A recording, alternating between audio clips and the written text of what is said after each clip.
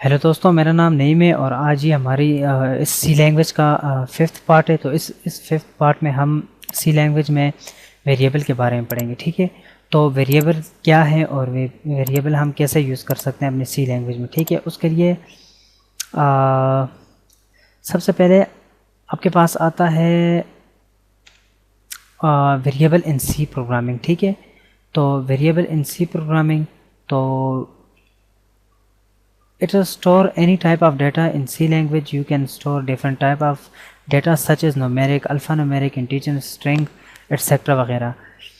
Variable क्या है? Variable हमारे पास एक ऐसी टाइप है सी लैंग्वेज की जिसके अंदर हम डेटा को स्टोर करते हैं। ठीक है, तो डेटा कोई भी हो सकता है, न्यूमेरिक, अल्फ़ान्यूमेरिक भी हो सकता है, इंटीजर भी हो सकता है, स्ट्रिंग भी हो सकता है। ठीक है, अब बात आती है वेरिएबल एक्चुअली दो टाइप के होते हैं, वैलिड और इनवैलिड वेरिएबल।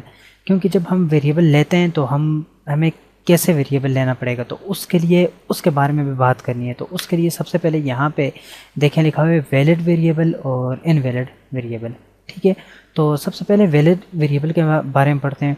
तो वैलिड वेरिएबल वो होते हैं, जैसे फ़र्ज़ करें ए के अंदर आप कुछ भी स्टोर कर सकते हैं। ठीक है, A is equal to something आप स्टोर कर सकते हैं।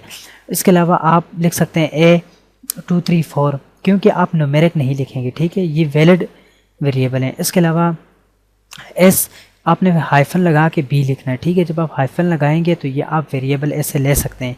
उसके बाद बात आती है इनवैलिड वेरिएबल की। ठीक है, तो इनवैलिड वेरिएबल वो होते हैं बेसिकली कि आप यहाँ पे लिखते हैं 2s, इसके अंदर कुछ वैल्यू स्टोर कर देते हैं, तो ये वेरिएबल नहीं है, ये इनवैलिड वेरिएबल है। ठीक है, तो ये नहीं माना जाएगा सी लैंग्वेज में।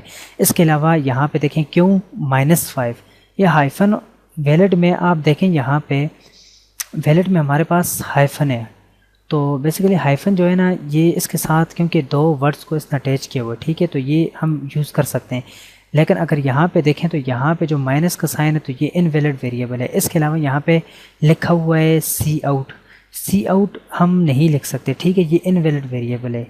ठीक है, क्योंकि ये सी लैंग्वेज का सॉरी इस सी प्लस प्लस लैंग्वेज का ये आउटपुट लेने के लिए हम सी आउट लिखते हैं, तो इसको हम नहीं लिख सकते। ठीक है, वेरिएबल इसको इनवैलिड वेरिएबल हम कह सकते हैं। ठीक है, इसके अलावा हमारे पास आता है a+b, तो ये हमारे पास इनवैलिड वेरिएबल है। ठीक है, तो बेसिकली वैलिड और इनवैलिड वेरिएबल के बारे में आपको समझ लग चुकी होगी।